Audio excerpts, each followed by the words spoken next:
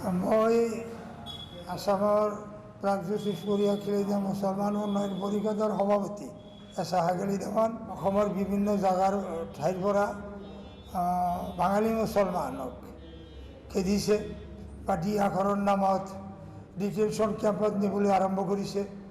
এইবিলাক অশোভনীয় কাম।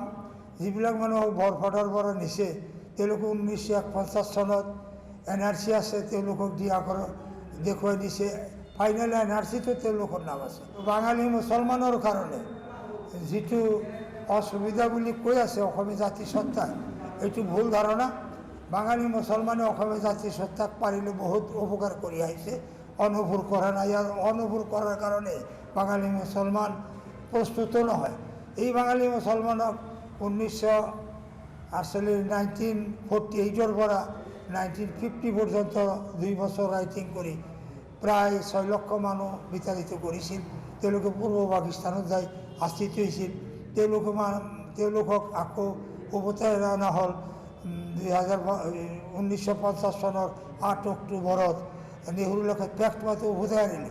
তেওঁলোকক 1952 চনৰ 1957 চনৰ ভোটাৰ তালিকাত নাম নাই, 1951 চনৰ নাম নাই, তেওঁলোকে 61 চনত নাম হৈছে। সেইটো আসাম চুক্তিৰ 2 নম্বৰ দফামতে তেওঁলোকক 66 বেছ ইয়াৰ ধৰি 20 বছৰ ধৰি তেওঁলোকক পাৰ্লিয়ামেণ্টত সংবিধান 368 ধাৰা সাপেক্ষে অনুমোদন কৰিছে। তেওঁলোকে citizen of India, regular citizen of India. গতিকে এইবিলাক মানুহক লৈ আজি আক্ৰমণ কৰা মানে দেখ কৰি এটা সংঘৰ্ষৰ ফালে আগবাঢ়িছে বুলি অনুভৱ কৰা হয়। এইটো যাতে হ'ব নোৱাৰে তাৰ কাৰণে চৰকাৰী ব্যৱস্থা ল'ব লাগে।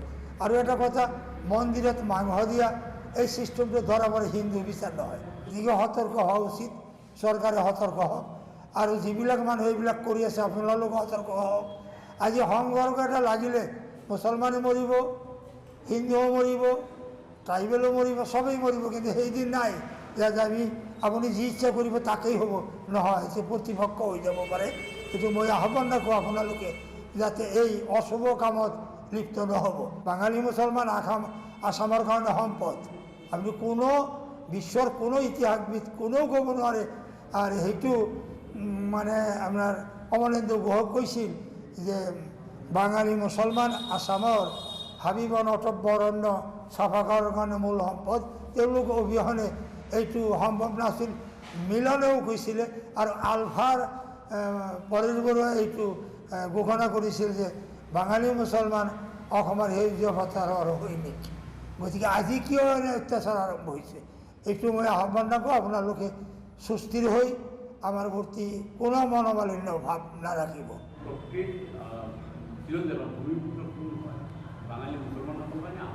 আহোমৰ লগত আমাক কিয় তুলনা কৰে? আহোম আহিছে 12-13 শতিকাৰ মানুহ, আৰু আমি হৈছে খ্ৰীষ্টাব্দ পূৰ্ব মানে 3250 বছৰ আগত আমাৰ সভ্যতা আৰম্ভ।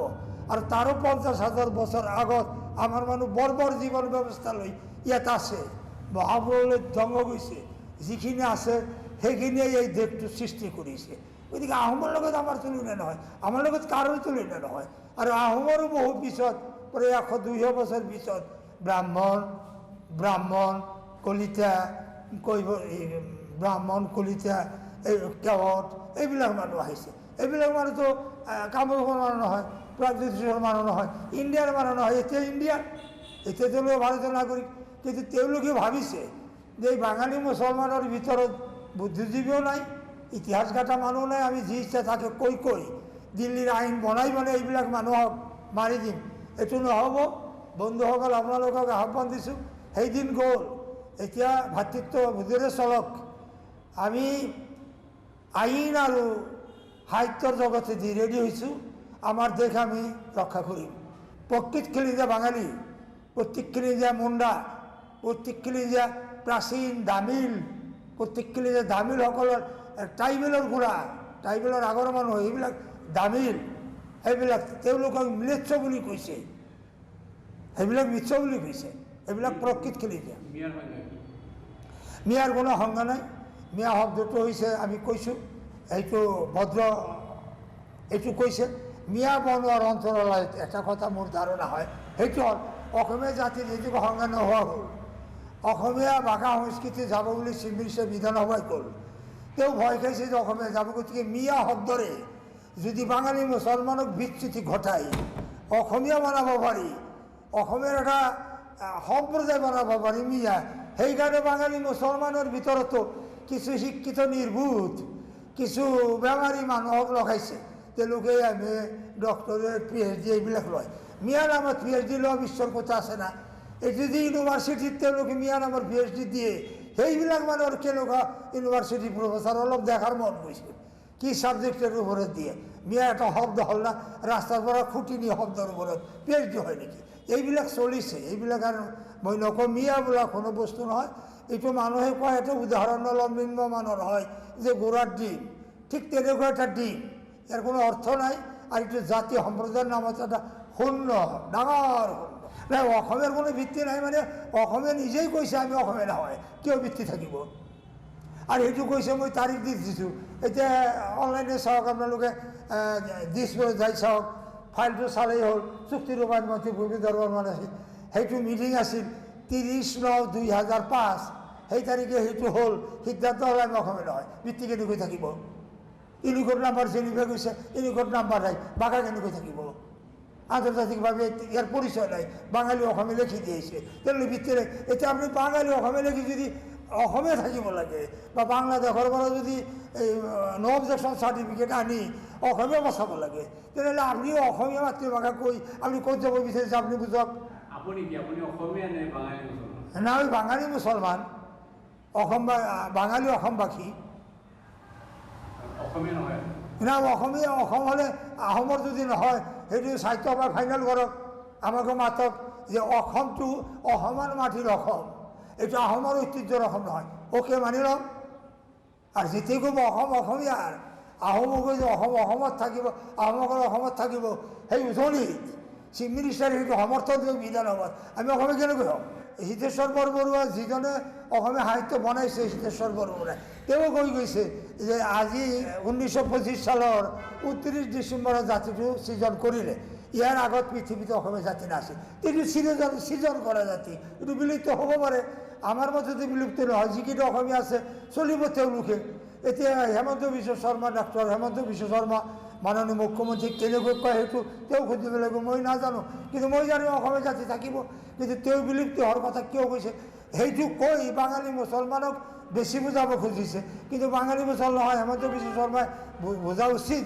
যে 1971 পৰা 91 চনতেই অসমত 30 লক্ষ বাঙালী আছে আৰু 1931 চনত মানে 40 লক্ষ ক্ৰছ কৰিছে আৰু এতিয়া 1 কোটিৰ ওপৰত বাঙালী জাতি মানে আসামত আছে 50% ওপৰত বাংলাভাষী মানুহ আসামত আছে গতিকে তেওঁ সেই বাঙালীক নকৈ তেওঁৰ ভাষা বিলুপ্ত হ'ব কৈ হিন্দু জাতীয়তাবাদীক চেতনা কৰি পাৱাৰত যাব পাৱাৰত কেনেকৈ যাব ট্ৰাইবেল তেওঁৰ নাই বাঙালী মুছলমান তেওঁৰ নাই অসমীয়া মানুহৰ 50% নাই কংগ্ৰেছমুখী হৈছে আহোমবিলাক বেক হৈছে তেওঁ আহোমৰ থানবা নোহোৱা কৰি দিছে ডেলিমিটেশ্যনত বাঙালী মিছলক ডেলিমিটেশ্যন নোহোৱা কৰি দিছে আজি ধুবুৰীত 28 লক্ষ মানুহ 27 লক্ষ মানুহ দিয়ে এটা চেণ্টাৰ আৰু বৰপেটাৰ চেণ্টাৰটো 12-13 লক্ষ মানুহ এটা চেণ্টাৰ এই 5 কোটি টাকা এই 12 লক্ষ পাব আৰু 27 কোটি মানুহে এই 5 কোটি টাকা পাব এইটোতো চিফ মিনিষ্টাৰৰ বিচাৰ গতিকে এনেকুৱা চিফ মিনিষ্টাৰৰ